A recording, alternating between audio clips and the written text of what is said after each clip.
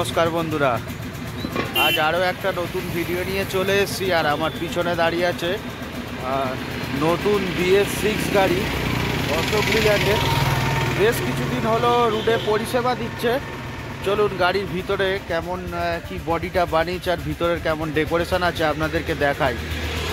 আর এই গাড়িটাতে রাত্রিবেলায় যখন রাস্তা দিয়ে যায় বেশ ভালোও লাগে। গাড়ির পুরো উপরগুলোতে সব খুব সুন্দর করে লাইটিং করা আছে, প্লাস পিছনে একটা ছোট LED বোর্ড আছে, আর রেডিয়াম দিয়েও খুব সুন্দরভাবে সাজানো আছে। এই গাড়িটা বসিরহাট খোলাপোতা থেকে বডিটা হয়েছে, আর বডিটা খুবই ভালো বডি বানিয়েছে। কারণটা একটু বলি, এই মালিকের আরও একটা নতুন BS6 অশোক লিল্যান্ডের গাড়ি এই সেম চ্যাসিসের ওপরেই বানানো আছে। তো সেই গাড়িটার নাম্বার হচ্ছে 2047। তো সেই গাড়িটা যখন বানিয়েছে মালিকের মনে হয়েছে যে কোন কোন জায়গায় বডি গ্যারেজের একটু খামতি আছে, সেই জায়গাগুলো এই গাড়িটাতে মেকআপ করে দিয়েছে।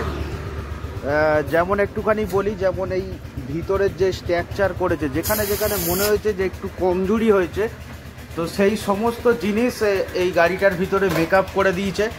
কারণ এই গাড়িটা সমস্ত দিক দিয়েই মজবুত করিয়েছে মালিক।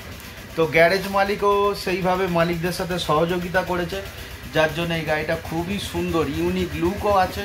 সামনের বাম্পার টাম্পারগুলো আর বডিও খুব মজবুত হয়েছে। আর এগুলো আগের গাড়ির মতনই দিয়েছে স্টিলের।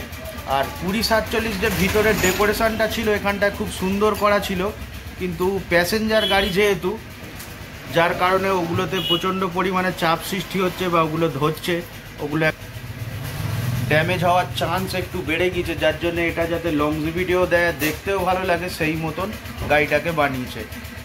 কিছু পাবলিক বাসে এই সাউন্ড সিস্টেম লাগানো আছে। তো সাউন্ড সিস্টেমের জন্য পারমিশন কিছু গাড়িতে করা আছে আর কিছু গাড়িতে করা নেই। আর যে সমস্ত গাড়িতে করা আছে সে সমস্ত গাড়ি একটু রিজার্ভের দিকে বেশি ঝোঁক আছে, সে সমস্ত মালিকদেরও রিজার্ভেও যায়। রিজার্ভে গেলে দুটো পয়সাও বাঁচে। বিশেষ করে বিয়েবাড়ি ভাড়া, দিনের বেলায় যদি গাড়িটা চালিয়ে রাত্রিবেলায় বিয়েবাড়ি বিয়েবাড়ি ভাড়াতে পাঠানো যায়, তাহলে দুটো পয়সা বেশিই বাঁচে। দিনের বেলায় চলে একটা পয়সা বাঁচলো, প্লাস রাত্রিবেলায়। তো রাতারাতি ড্রাইভার সাহেবরা এলেও পরের দিন কী করে মালিকবাবুরা অনেক সময় ড্রাইভার সাহেব চেঞ্জ করে দেয়। আর সামনে যে গাড়ির ডেকোরেশনটা করেছে খুবই সুন্দর। আর গাড়ির টাইমও হয়ে গিয়েছে, ছেড়ে দিতে হবে। আজকে ড্রাইভার সাহেব বাবু পুরো রেডি হয়ে চলে এসছে, আর সঙ্গে কন্ট্রাক্টর বাবুও চলে এসছে। আর এই গাড়িগুলো একটু চেপেও আরাম আছে, গাড়িগুলো একটু সাউন্ডলেস। তো পাবলিক বাস এরকম সাউন্ডলেস খুব ভালোই লাগে। একদম যাওয়ার সময় রাস্তা দিয়ে যখন যায় কোনো ঝরঝরে আওয়াজ নেই এই গ্লাস ফ্রেমের জন্যে।